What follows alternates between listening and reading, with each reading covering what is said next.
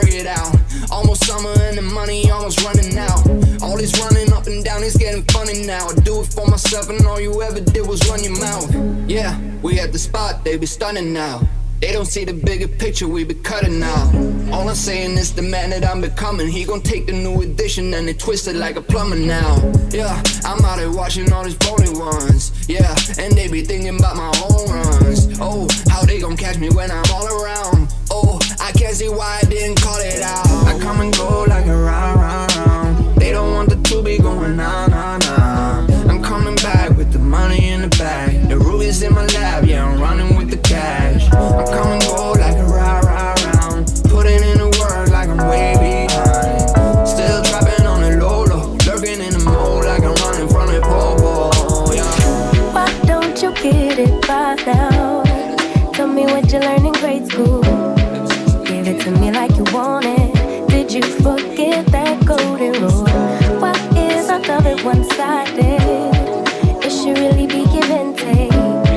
Fill you up and leave me empty. Baby, was that my mistake? Covering these feelings, going through changes. I'm just so mad right now, I can't even think straight.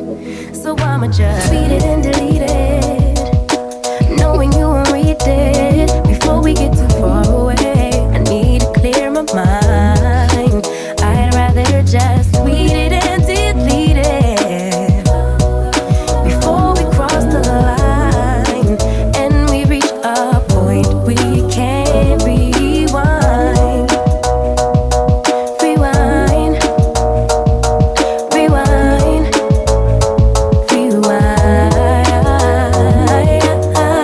Tell me what choice I have now. I just wanna get it right with you. But if we try to talk about it, our history says we'll just argue. And I know you're gonna act. Like It or Not with Benjamin Dixon starts now.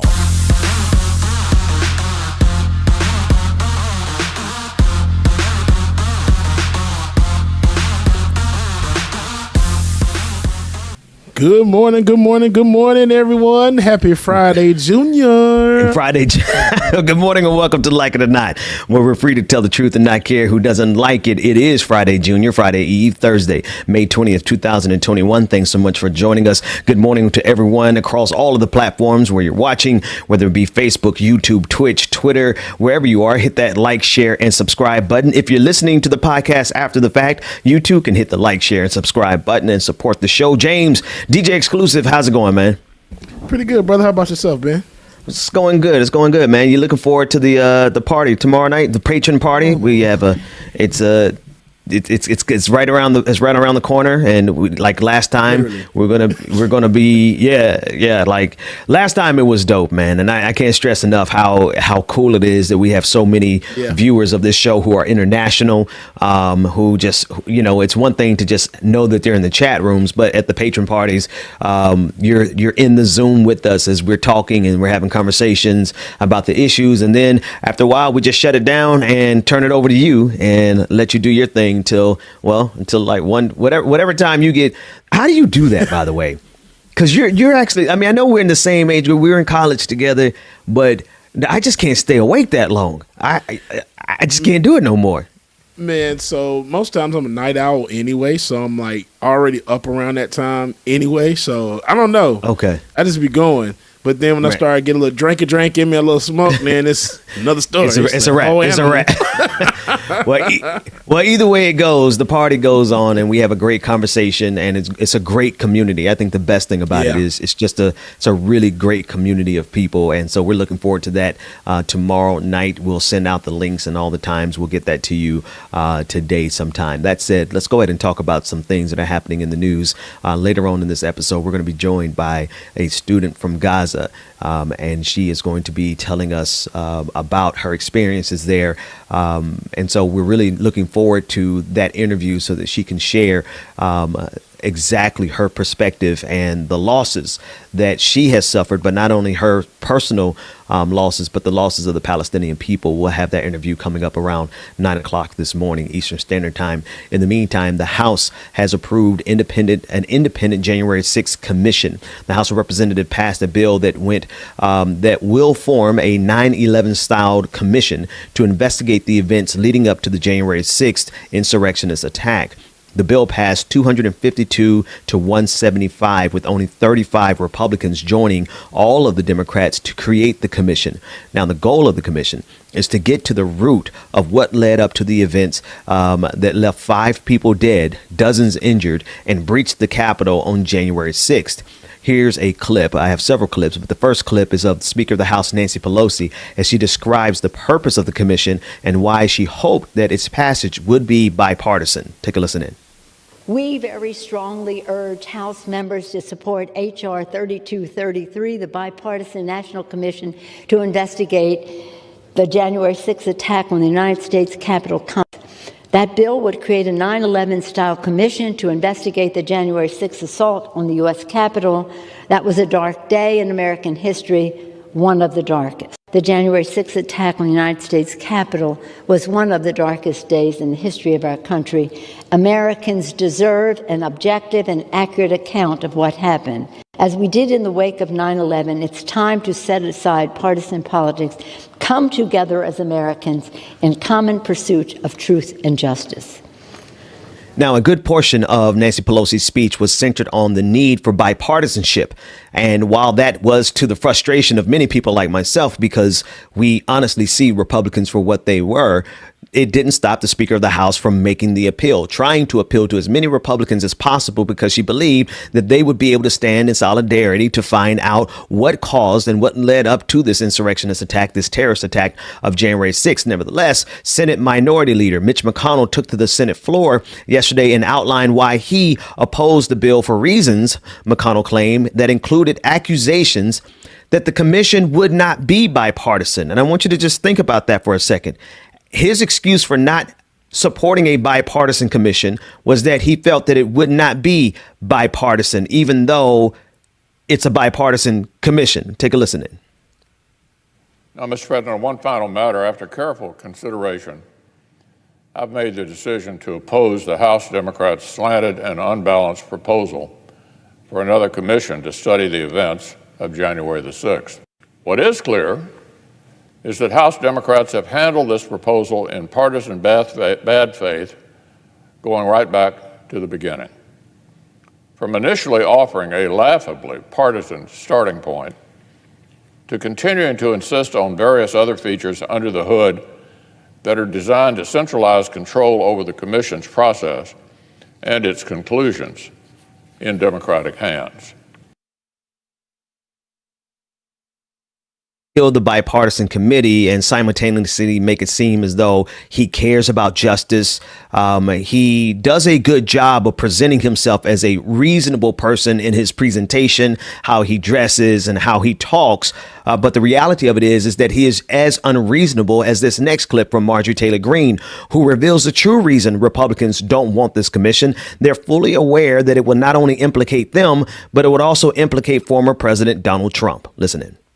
It's going to be led by Trump-hating Democrats and Republicans that have no interest in revealing the real truth. They're only going to use the January 6th commission to tear down Trump's legacy, tear down and smear him if he runs for president again in 2024, and it will be used to demoralize Trump supporters and people that loved attending rallies and love the MAGA movement and love America First policies, and it will be used to demoralize them and paint them as if they're horrible people that entered the Capitol, breached the Capitol on January 6th. That's what we will see coming out of a January 6th commission. We will not see real truth revealed. We will not see real bad guys go to jail.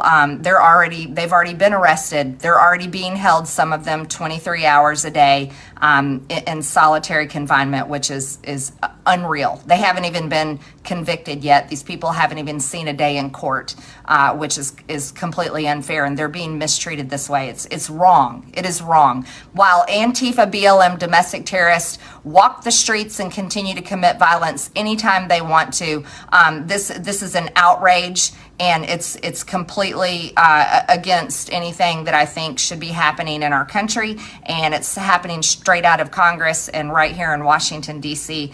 I'm very upset about it. Now, I don't know if it's because she's trying to be, operate in good faith, or because she's just not too bright. I think it's the latter, that she continuously refers to her side of the equation as the bad guys. Yesterday, we played the clip of Marjorie Taylor Greene confessing essentially that they did breach the Capitol. And so in this clip, as she's attacking the January 6th commission, she's trying to have it both ways, where she's labeling this commission as not going to get down to the truth and being unpartisan, or rather not being bipartisan. She's simultaneously saying that, well, we got the bad guys and they're in jail, but oh, by the way, they're being mistreated. Make up your mind, Marjorie Taylor Greene. Nevertheless, you would think that the people elected to lead this country would, in fact, want to get to the bottom line of the January 6th attacks in order to prevent it from happening ever again. But this isn't the case. Consider that out of all the Republicans in the House of Representatives, only 35 voted to support the commission. This upset Democratic Congressman Tim Ryan, and he let it be known in his brief clip that you're going to listen to here. I want to thank the gentleman from New York and the other Republicans who are supporting this, and thank them for their bipartisanship. To the other 90% of our friends on the other side of the aisle, holy cow, incoherence. No idea what you're talking about. Benghazi, you guys chased the former Secretary of State all over the country, spent millions of dollars. We have people scaling the Capitol, hitting the Capitol Police with lead pipes across the head, and we can't get bipartisanship. What else has to happen in this country? Cops.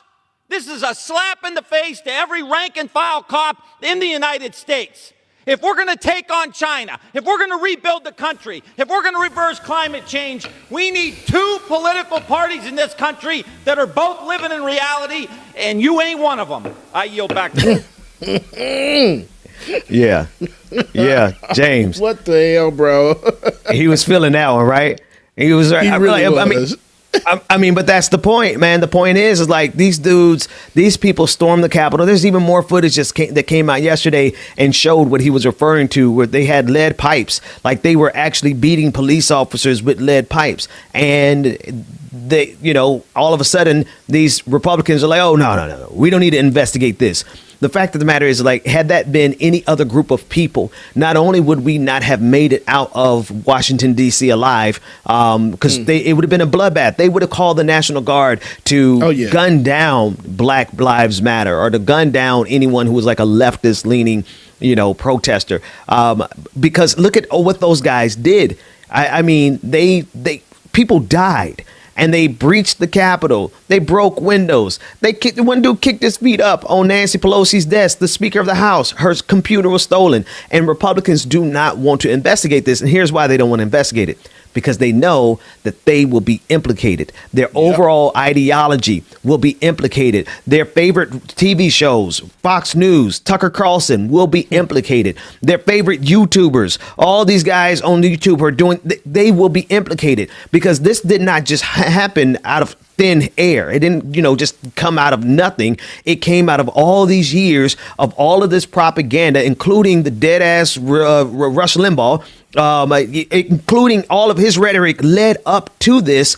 And now all of a sudden they want to back up and say, no, everything's fine. We don't need to investigate it, because they know full and damn well that it will implicate them and all of their buddies. Yeah. And that's why they don't want to support it. And Tim Ryan was like, y'all ain't it. This ain't it, y'all. This ain't it. that was my favorite part of the. But the one thing I disagree with them is like Democrats keep doing this thing where they insist that we have to have, a healthy Republican Party. No, we don't. No, what we need to have is a replacement for the Republican Party. Let the Democratic Party be the centrist conservative. We only need to go as far right as the current Democratic Party is. Like Nancy Pelosi, she's not. They always try to scare people and say that these people are leftists and they're socialists. No, they're not. That they're not. Trust me when I tell you, as a socialist, that they are not socialists by any measure, any degree. Right. So the Democratic Party, they are only reasonable as the right side. They need to replace the Republican Party, period. And we need another party that is to the left of the Democratic Party, because the stuff that the conservatives are doing across this country. Governor Greg Abbott from Texas just signed into law yesterday a ban on abortions after 6 weeks. If a woman is pregnant and she's over 6 weeks pregnant, she can't get an abortion in the state of Texas. How many women don't even know that they're pregnant by 6 weeks? That's the type of politics and the control that these conservatives want to have. So the only thing I disagree with Tim Ryan on is the fact that they and Nancy Pelosi, they keep trying to have this idea of, oh, let's have a strong Republican Party. No, you have a strong Republican Party. You have a Republican Party that blocked Merrick Garland from getting the Supreme Court pick from Barack Obama. You have a strong enough Republican Party that blocked all of his judicial picks and then gave all those judicial picks to Donald Trump, which is why we're in the situation that we're in right now. So we don't need a strong Republican Party because they're a party of sociopaths. What we need to do is get rid of the Republican Party, let them get rid of themselves, and let the Democratic Party be as far right as this country will go. But that's asking too much, because people like Tim Ryan, while that clip was amazing, and Joe Biden always calling for bipartisanship, and Nancy Pelosi, they're more interested in being friends with these people than actually pushing back against what these people are doing to the rest of this country. That said, that brings me to the person who, quite frankly, I believe should have been the president of the United States, Bernie Sanders. As Israel continues to bombard Palestinians, the international community is increasing their calls to end the violence. Voices ranging from Pope Francis to Joe Biden, the pressure is mounting. Joe Biden is said to have spoken at least 4 times with Benjamin Netanyahu, stating that he expected a cessation in hostilities. It is being reported that Netanyahu has basically just shrugged off the request, ever determined to promote his political career at the expense of the Palestinian people. And while Joe Biden is publicly stating that he wants to see an end to the violence, the United States has once again blocked a United Nations resolution that would use the collective voices of nations all around the globe to call for a ceasefire. Yesterday, Senator Bernie Sanders, took to the floor of the Senate and made a compelling speech declaring that Palestinian lives matter. Let's take a look at that. Therefore, be it resolved that the Senate urges an immediate ceasefire to prevent any further loss of life and further escalation of conflict in Israel and the Palestinian territories, and supports diplomatic efforts to resolve the Israeli-Palestinian conflict, to uphold international law, and to protect the human rights of Israelis and Palestinians. I would also like to point out that those of us who are supporting an immediate ceasefire are certainly not alone. We join with nearly the unanimous call from the European Union, with United Nations Secretary General Antonio Guterres, with Pope Francis, and with many others. In other words, all over the world, people are seeing the terrible tragedy that is taking place in the region, and they want an end to it as quickly as possible through a ceasefire. Now, it's the next part of Bernie Sanders' speech that really resonated with me the most. He specifically calls out Republican Tim Scott, who released a statement stating that Tim Scott stated that he mourns the deaths of the 12 Israeli people killed during this conflict. But Senator Scott said absolutely nothing about the 200 Palestinian deaths, which included women and children. Bernie Sanders took note and called out Tim Scott for this. Now, I happen to have read Senator Scott's resolution, and I was particularly struck by one sentence in it on page 2. And what it says, and I quote, "The Senate mourns the loss of innocent life caused by Hamas's rocket attacks," end of quote. That's on page 2. Now, I certainly agree with that. And I think every member of Congress agrees with that. The loss of 12 innocent Israeli lives is, in fact, a tragedy. But what about the loss of 227 Palestinian lives, including 64 children and 38 women? Does Senator Scott not believe that the loss of those Palestinian lives, 64 children and 38 women, among others, is not a tragedy? I believe that we should be mourning the loss of Israeli life, but we should also be mourning the loss of Palestinian lives. Or perhaps some people think that Palestinian lives don't matter. I would hope not. That's the thing, James. Like, we've been covering this pretty extensively, and we've seen the footage, we've seen the videos, we've seen the images, and we've heard the stories. And we're getting ready to speak with a student from who's in Gaza right now, and the amount of tragedy, the amount of death, the amount of pain and suffering that's being caused. You would think that people would have at least enough human decency to recognize that there are children and women who are dying on the Palestinian side. But Tim Scott, along with so many others, it's not just Tim Scott, but he's the one who was foolish enough to he didn't make a speech about this, right? He slid this in as a statement, and he thought probably he could just enter it into the record and pacify all of his supporters without having to be held accountable for it. But little did he know that Bernie Sanders actually reads these things, and you would think that he would have enough him being Tim Scott would have enough human decency to, while you're recognizing the death, recognize the deaths of women and children.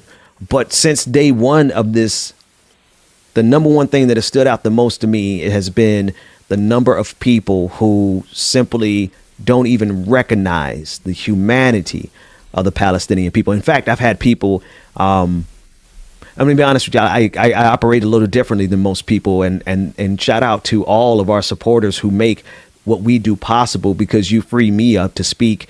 You free us up to speak exactly what we believe, how we believe it, when we believe it, with no regard for anyone's influence, anyone's financial influence, and anyone's, the only people we answer to are our supporters and our patrons.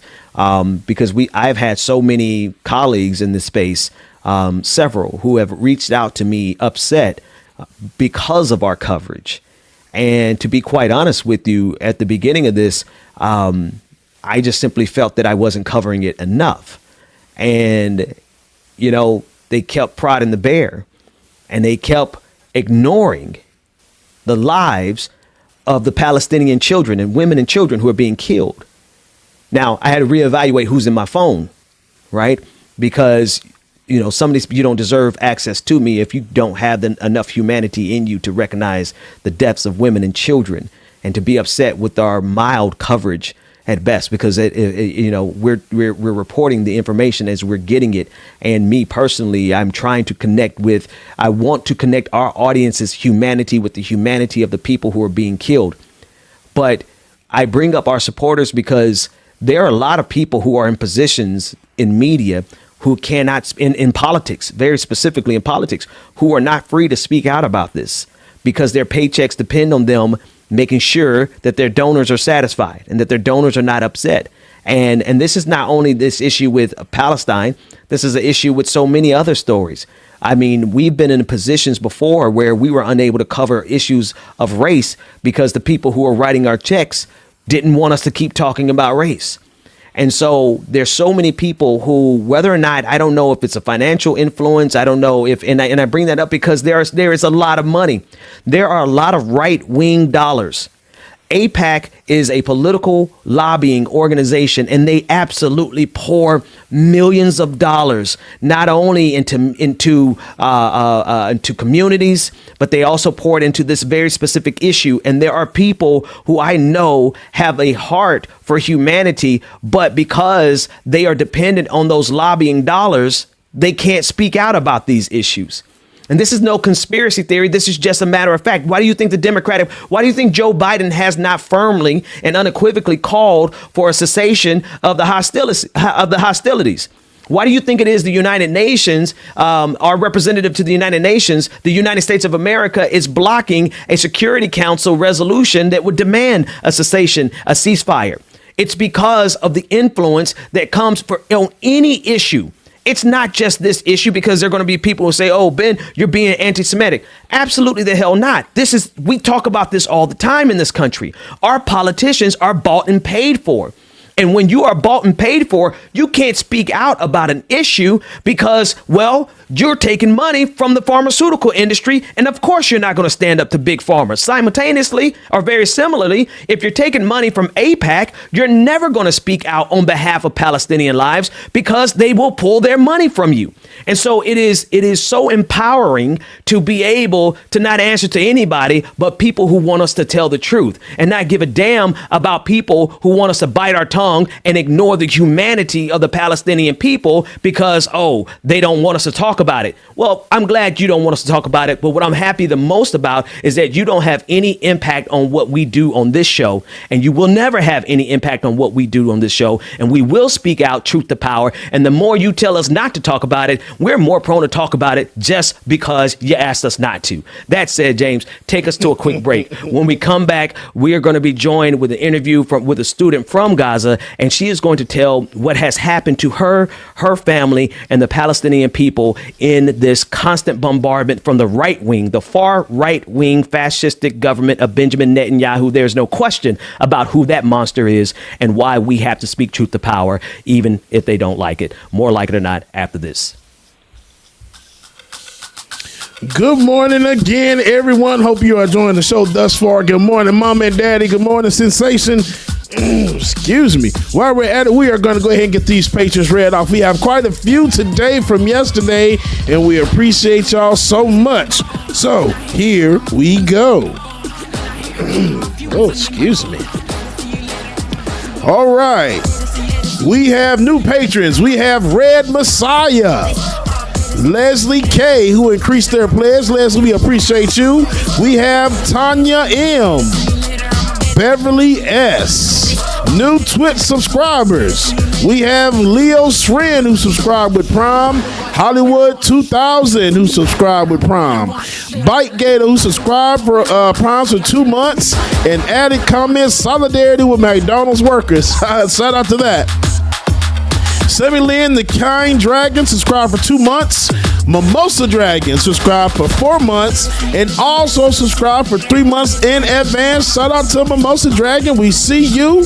Gambling Blues subscribed for 5 months. And Pray Nate 1976, she back. I see you back again. Subscribed for 7 months with Prime.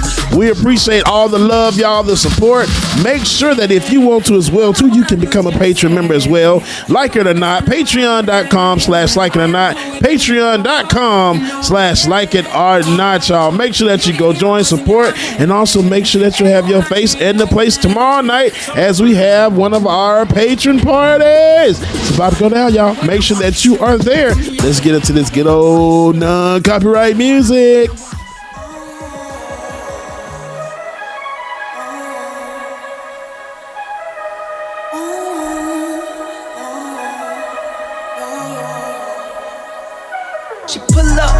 Then she swerve. Do your two-step. Your little cat won't make it work. Make it work. Drill dance. Make it work. Strike a pose. And shout out to, let me see here, get some of these super chats. Highlight to come in from Twitch. Jam Tune. Good morning, Ben. We need to get dollars out of politics like yesterday. Shout out to EH who sent a couple of super chats, and Dimitri who says, don't poke the bear. Always poke the bear. Get provoked. That's it. You don't want to do that. Good morning, everyone. Welcome. Fairy Girl, good morning. Mark S, good morning. Shout out to everybody that's tuned in, watching us on Twitch, Facebook, IG, wherever you watching from, YouTube, y'all. We appreciate the love, y'all. Make sure that you follow Like It or Not Show on Instagram and Facebook. Like It or Not Show on Instagram and Facebook. Make it work, Jill dance. Make it work, strike a pose. Make it work, Jill dance. Make it work, strike a pose. I pull up, hop out, then I swerve. Do my two-step, my little catwalk, make it work. Shout out Heath Bolden, who sent 150 stars on Facebook. Heath, we appreciate you. Make it work. Strike a pose, girl. Strike a pose, girl. I can spend it on you, freeze you up, you cold, girl. Put you in positions, curling up your toes, girl. Even when I'm gone, I only want you close, girl. If I win, she win. We count the minutes together. If it's real, it's real. This'll be forever. If it's hot or cold, get through any weather. If it's all I know, together we're better. She pull up, hop out, then she swerve. No humanist, thank you for your super chat. Make it work, I like that name, man. That's kind of dope name. Nat, hey, good morning. Make it work, strike a pose. I pull up, hop out, then I swerve.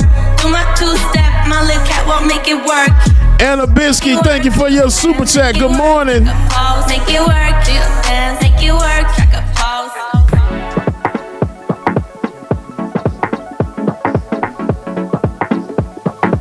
Laura, good morning, good morning. Lisa, good morning. Wanna get lost? Pour it down, just pour it down. You stay home and be nice. Boy, I will be gone all night. Nick, good morning, good morning. Shout out Chuck Diesel, one of our hardest working moderators. Shout out to Jam Tuned as well, too, on Twitch. We appreciate you. Alicia, good morning. Nikki, I know you in there. Good morning, too.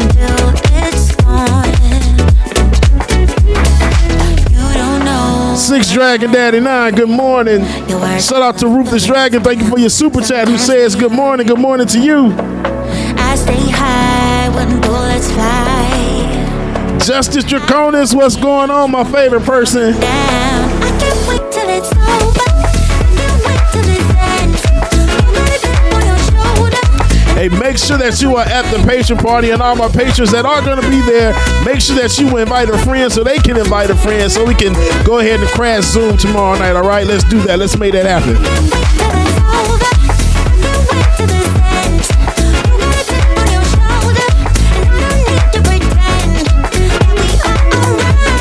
Purple Rain Hearts, good morning. Good morning, Mara. All right, y'all, welcome back to the screen. Benjamin Dixon. Welcome back to Like It or Not, where we're free to tell the truth and not care who doesn't like it. Joining me now is Nora Al-Shair. She is a pre-med student from Gaza who, prior to COVID-19, was studying at Washington and Lee University in Virginia in hopes of creating a cancer treatment infrastructure for Palestinians who are not permitted in Israeli hospitals. Nora, thank you so much for joining us. First and foremost, how are you, and are you currently in safe conditions right now? Because you're literally in the middle of everything that's happening. Right. Thank you for having me. So basically, I can't just give you an answer for if I'm safe or not, because that's just not a thing here.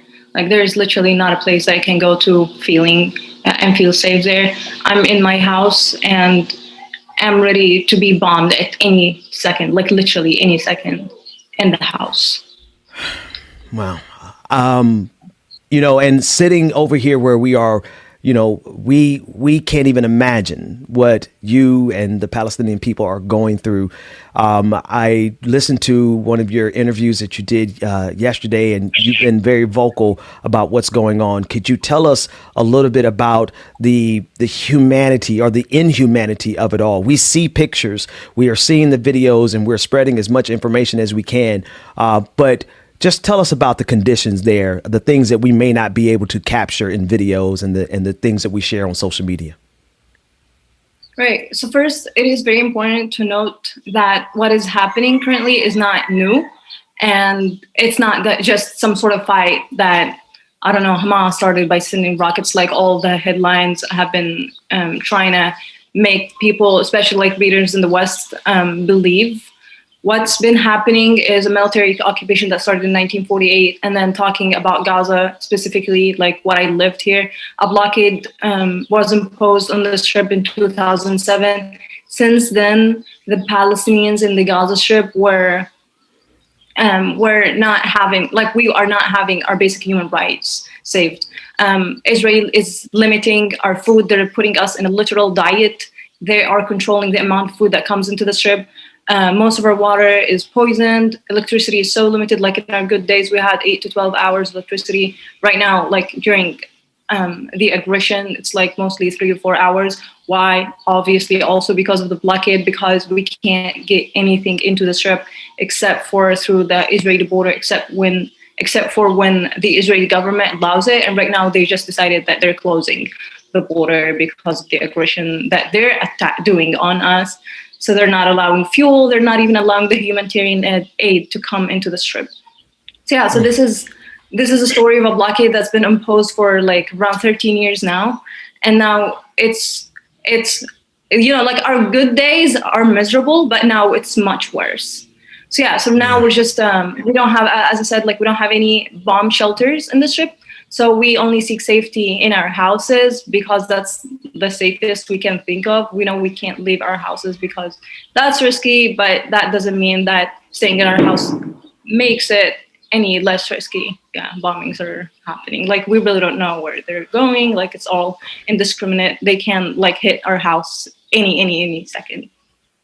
So that's what's happening. And where there's like a more lack of food currently than it was before, more lack of water, and we're in the third wave of a pandemic. That's also not being worried about right now. Right. I can't imagine. I mean, we just heard a bomb in the background just now.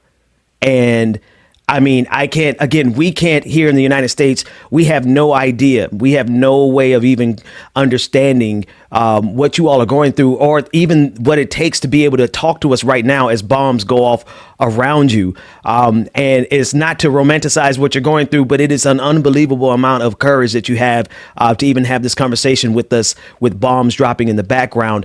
There are a lot of people here in the United States who support, and there has been a change in the narrative here in the United States. There are so many people who are able to speak out now, unlike years before.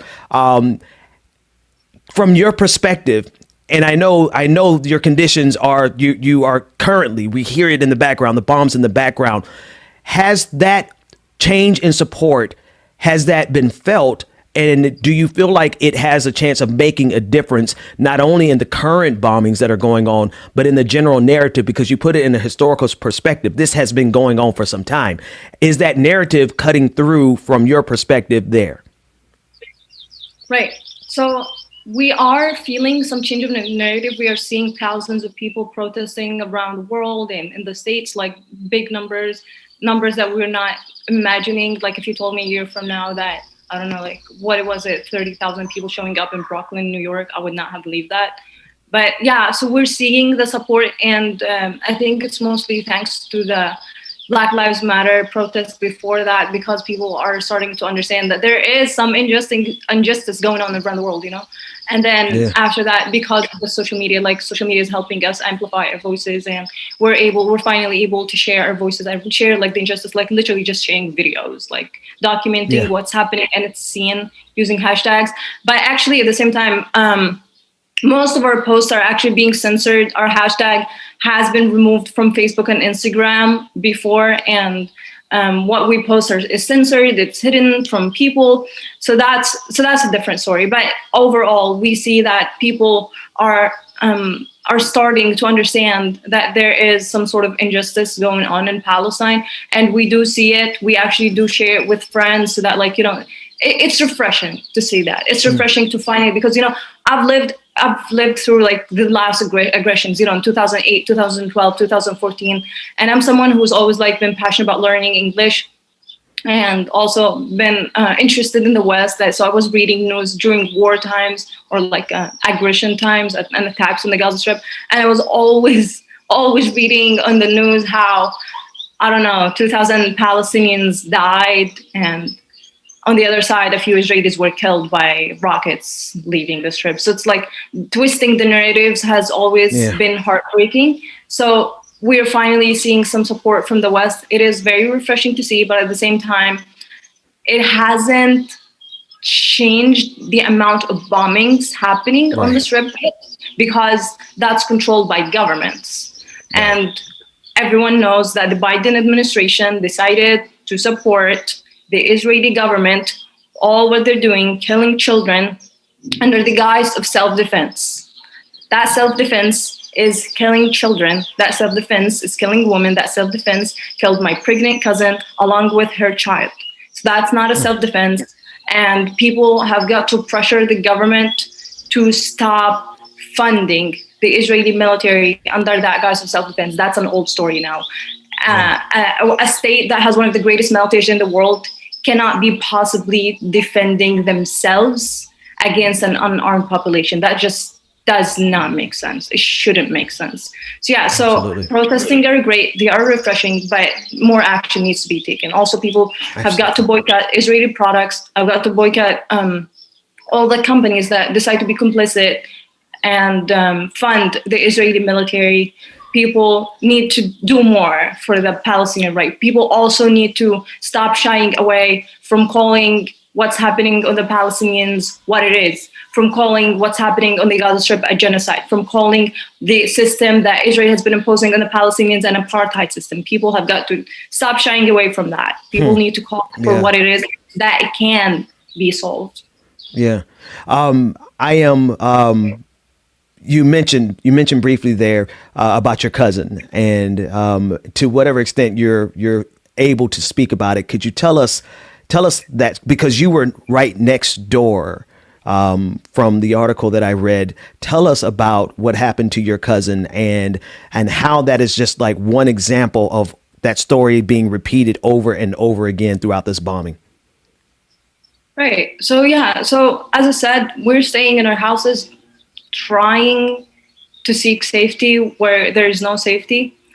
And we kind of like since we were children, we were bombed by F-16s, so that we kind of like know the sound of their the bombings coming from that type of air forces. It's sad, but we kind of like made some sort of algorithm, like depending on how loud the bomb is, we know how close it is. Like this is our street loud, like this is our same street loud, and this is our same neighborhood loud, So, so in the first day raid, when Ramadan was over, we heard a bombing that was our neighborhood bombing using F-16. And we knew like somebody we deeply cared about. Obviously I care about all the people in the Gaza Strip, but like, that's, that's my neighborhood. So we knew it was somebody we deeply cared about that might've been killed with that bomb. But we didn't know until, like we have to wait for the news to say who it was. And then 15 minutes later, we also heard another, like 2 strikes at once at another very close place as well. Like at that time, we actually, like, we're all like, sitting at one room in my house, because as we do for most of the time of the attacks, that like we're all together, like if anything happens, we just die together because we don't want to grieve over one another. Anyway, so so we heard the other bombing and we knew it was also close. The news said things about my best friend's last name. I didn't know that she also like lives in my neighborhood. So I started freaking out. But then I learned, like we had to call them and stuff. And we learned like later, after all the psychological war, that my best friend made it, her cousins didn't. And my cousin, who was the wife of her cousin's wife, is in the ICU, still in critical condition.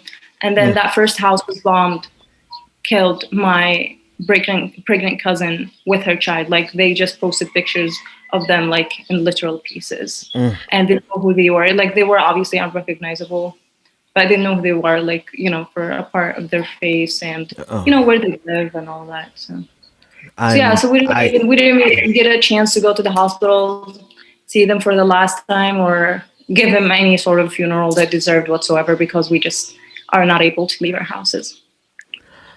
Nora, again, I want to thank you for even sharing this with us, and doing this live.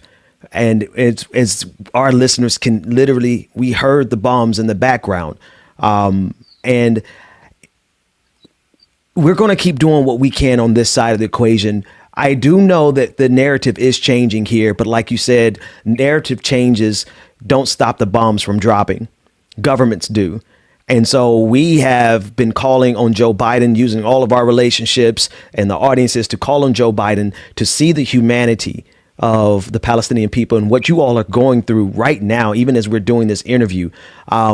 I just, we're going to pray blessings and peace on all of you. But while we're praying, we're also going to be fighting on this side. We're going to be fighting over here on your behalf, because every single one of your lives matter to us, even though for years there's been nothing but silence from America and complicity with the Israeli treatment of the Palestinian people. But there is something that's changing here, and we just want to encourage you as well as your family. And I know I don't know what else to say. I want to tell you to be as safe as you can, but I think the best thing that we can do instead of saying that is to yell at our politicians to help make it a reality. So thank you so much for joining us this morning, and we hope that we can speak with you again when this is all over, and we'll do what we can to expedite it. Why don't you get a last word in there before we go? Yes, thank you. I just want to add the last thing that, I mentioned the F-16s that we were hearing since we were children, but right now we're also hearing other air forces. We're hearing the F-35s, which are American, which have different sounds. These are new, so we haven't set an algorithm for them yet. We don't know, they make different sounds. So what I'm trying to say is that they are using other weapons, other extremely powerful weapons on us, and Israel had no business using such powerful weapons on an unarmed population, except that they are actually literally testing their weapons that they produce, the weapons that they import on us. This could not have been more dehumanizing. This could not be more dehumanizing, because they use the footage of what they do to, as a marketing technique. These are weapons that were used on the ground. It literally is what it is. And this is killing people. This is killing families. And blaming one group of resistance, blaming what a group decided, what a group in the Strip decided to do as a form of resistance for killing these many children, for killing these many families is just an old story now. It should be an old story now, and people have got to stop believing that and look at what's happening for what it actually is happening. Yeah. Thank you so much for joining us this morning. We are going to keep spreading the message and keep pounding the pavement with the message to our politicians that Palestinian lives absolutely matter. Thank you, Nora. And we appreciate you. We appreciate you. And we are praying for your safety, but we are going to fight for safety. We're not just going to talk about it. We're going to fight over here. We're going to take a quick break. When we come back, there's so many more stories that we have to cover, more likely or not, after this. Thank you so much, Noah, for coming on the show today, y'all. Make sure that you follow Like It or Not on Instagram and Facebook. Like It or Not Show on Instagram and Facebook, man. Woo! What you want from me? What you want from me? Tell me what it is, don't tell me what it ain't. They try to throw salt, it just made the pressure raise. Going through a phase, gotta get myself out it. Don't talk about it, boy, they said you gotta be about it. So I be trying to face the world head on. Front seat riding, cruising down the meadows. Pedal to the meadow, cool breeze blowing down the windows. Calm trees, blowing trees, get that boy some headroom. On the interstate in traffic, but I swerve out. So what's the moves for the night, what's the word? Make sure that you follow the new YouTube channel. Make sure that you follow the new YouTube channel, y'all. Like It or Not Show, tinyurl.com/Like It or Not Show. That will take you directly to the new YouTube channel, so that make sure that you can subscribe, turn those notifications, and don't forget, by June, we will be transferring everything to that channel, so you want to make sure that you go subscribe as soon as possible, y'all. Let's get it. All these girls showing up, but I don't give a fuck, cause you the one I want, girl, you the one I want. Girl, you the one I want. I could really use a change of scenery. Yeah, everybody's smoking. I think this was needed right now. I definitely need to hear it. Down to me, but I'm still fly. I know. I'm still fly. Let's go. It could all be worse. I could be a hater like you. It could all be worse. Pills to make the man, but that poison's gonna kill you. From the inside out. So right now, chest now. Say it with your chest now. I'm young, I'm free. Can't nobody take me here and now. It's my time to ride it out. It's my time, it's my time. It's my time to ride it. I'm young, I'm free. Can't nobody take me here and now. It's my time to ride it out. It's my time, it's my time. It's my time to ride it out. It's your time, oh. Cheers to all the haters, cause you proved to me that rising to the top was my destiny. And you can see whatever from behind me, but I'm still fly, I know. I'm still fly, let's go. It can all be words, I could be like you. It could all be words. Lose to make the man, but that poison's gonna kill you. From the inside out, it's time to say it with your chest now. Say it with your chest now. Whew, man. James, DJ exclusive, man. Like, what do you even say? What can you even say? Like, we heard 2 bombs drop in the middle of the interview. I will say this: that sister strong as hell. Yeah. Like, and I guess again, I don't want to say that in the sense of like romanticizing the heroism, because it should not be happening. But we honestly, literally cannot even imagine at all whatsoever what that life is like. Right. And for the longest in this country, we have been oblivious to how we are complicit with that. Like, yeah, no, those are our tax dollars. You know, those are our weapons. You know, she described the F-35, the experimental jets, you know, the $735 million arms package that Joe Biden just announced in the middle of this. Like, they didn't have enough concern. No, let me rephrase that.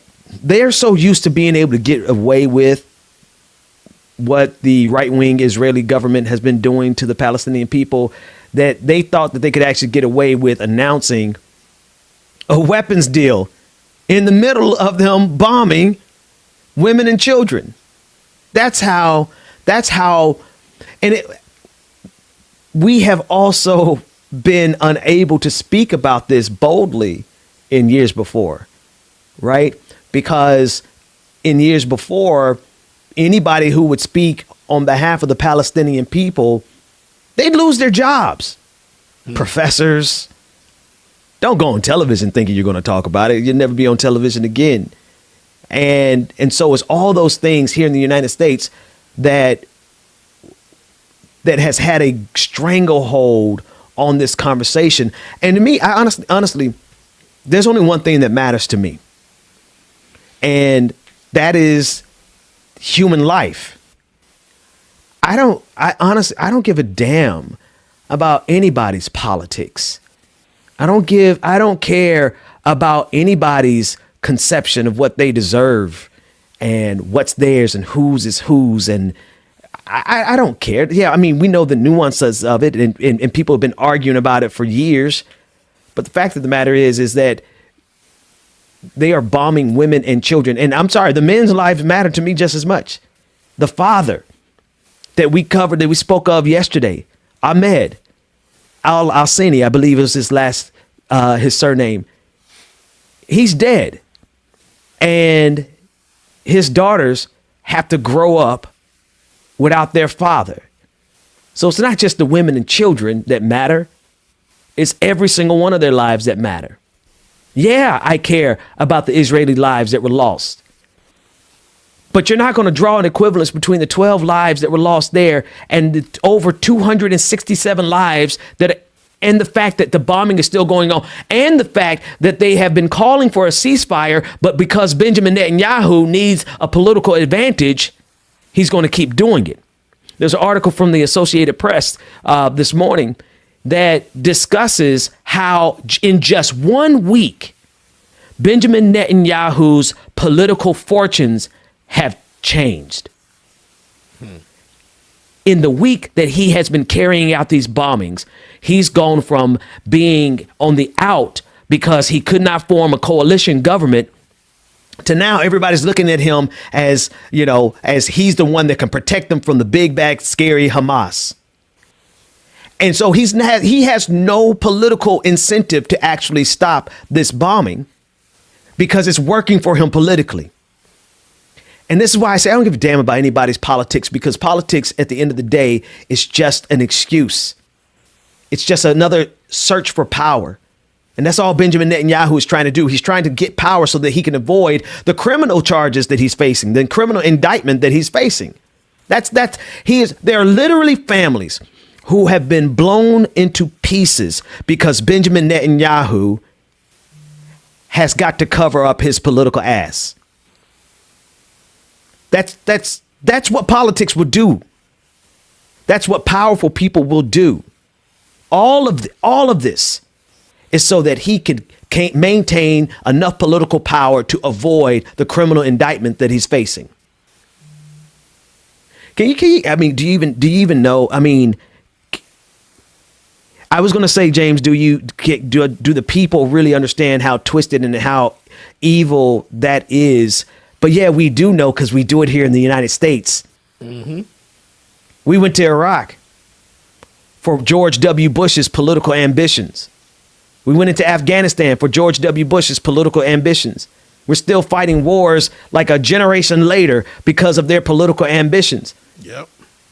Right. And then when we talk about it, people generally say we lost all of those American troops because of George W. Bush, but they leave off the fact that over 500,000 Iraqis are dead because of George W. Bush. Right? How many times have we seen the leaders of these countries across the face of this planet go into war, kill indiscriminately, commit acts of genocide for their political ambitions? We have a serious problem here in this country, man. We have a serious problem on the face of this planet. And it is the fact that the powerful who have been given the authority to lead us, they have allowed that power to corrupt them so much that they don't care about a single human life so long as it is politically expedient, and so long as it can help them get reelected, so long as it can help them maintain their financial base, so long as they can get what they want. They don't care how many children they kill. Benjamin Netanyahu does not care how many children he kills, because it is a means to a political end. And that, my friend, that's what's going to destroy us as a species, man. I don't see,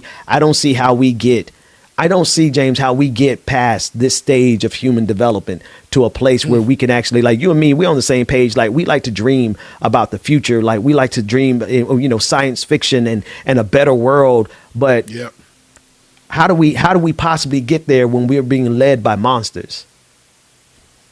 I don't know, man. Like, what's it going to take? You're right. It's like, what is it going to take? It's going to take us. It's going to take. Yeah. Go ahead. I'm sorry. Yeah. Because I was about to say, it's been happening through history from the Stone Ages. It's just like, what will it take? And sometimes I think we stop everything ourselves. If that makes any sense. Like, the human nature is just so messed up when it comes to that aspect. You have people that have that compassion and that humanity, but then you have those in power that just think they could control it and do whatever the hell they want to do. Yeah. Yeah, man. That's you said it, right? They are those of us. See, this I wonder why it is that we always get the sociopaths as leaders. Right, man. Like, for real. like you don't get people who actually have a concern for humanity in power, because this system is built off of not having any concern for humanity. This system, you got to think about it, right? At the core of the American empire is the military industrial complex, right? And it's the fact that we spend hundreds of billions of dollars every single year creating weapons and exporting those weapons and exporting our terrorism, our own military that's carrying terrorism abroad. Like, and we're so indoctrinated in this country. Like if Rebecca was here, she would be singing, you know, at this part, that's when people start singing, and I'm proud to be an American, right? They'll start singing the national anthem and all those kind of things. And they'll start tearing up over our troops, and they get so patriotic and they get so wrapped in their nationalism and not understanding fully what that means, that nationalism and all those songs and patriotism, man, that's billions of dollars of propaganda. But it's also billions of dollars of war being exported and people's lives being taken and killed. And it's like we're monsters, man. And if I don't know that we survive this stage. I don't know that we survive the stage. Here's a flip side of it. Here's the other side of it, not the flip side. The other side of it is how do we tell? Because let me tell you something. If the roles were reversed and those were bombs dropping in my neighborhood close enough for the interviewer to hear, wouldn't nobody on the face of the planet be able to tell me how I should resist? Period. There's nobody who could tell me that my actions are improper or uncivil. How do we tell the Palestinian people how they should resist? How do we tell the Yemeni people how they should resist? How do we tell anybody who is under occupation, anybody who is facing constant bombardment, how do we lecture them on how they should behave in their resistance? Because have that happen to a white person from America, first thing they would do is pick up their guns and go out and fight and kill somebody. And yet, when we see people defending themselves, it's basically like this. The Palestinian people have a right to self-defense as well. The Yemeni people have a right to self-defense as well. The people who are on the receiving end of American empire, they have the right to resist and self-defense as well. We cannot look, and this is where the propaganda comes in. This is where the mainstream media propaganda comes in, because for generations, for decades, they always labeled the Palestinian people as people who couldn't govern themselves and as people who were terrorists. But how are you going to tell somebody whose children got killed by our bombs how they should respond to us? Because you would not be able to tell me. You wouldn't. And so this is how the conversation has been going for years. And I'm harping on this one because it's happening right now. You heard it. You heard the bombs go off in the middle of this interview. And it's going to continue until we actually win, not only win the narrative, but win political power so that we can actually stop this. But here's the answer to the question I asked James. I asked, like, why is it always a sociopath who get in power? You know why? It's because the people with the money, the way they make their money off of war, death, and destruction. And when you have a political and an economic system that makes its money off of war, death, destruction, and exploitation, then the people who lead that system are going to be just as sociopathic as the people who are making these weapons and making billions of dollars off of it. So we are led by monsters. I don't care how nice Joe Biden may seem. If he does not stand in this moment right now and tell Benjamin Netanyahu to stop, to stand down, then Joe Biden is a monster as well. Because you can't look at me and tell me that someone who has the ability to stop the suffering that we're seeing right now and they don't do it, you can't tell me that they're a good person. You can't. I'm not here for it. Yeah. We only have a few minutes before we go to the after party. Actually, we're already over time. I don't know if you want to read those some of those comments that we have before we take off. Yeah, we read most of them, but I do want to read this last super chat real quick from No Human Humanist. Thank you again for another super chat. You are spot on. You are on spot. Excuse me. Corruption in politics are the cause of so much evil in the world. We, the non-rich people, have the same goals. Thank you for your work.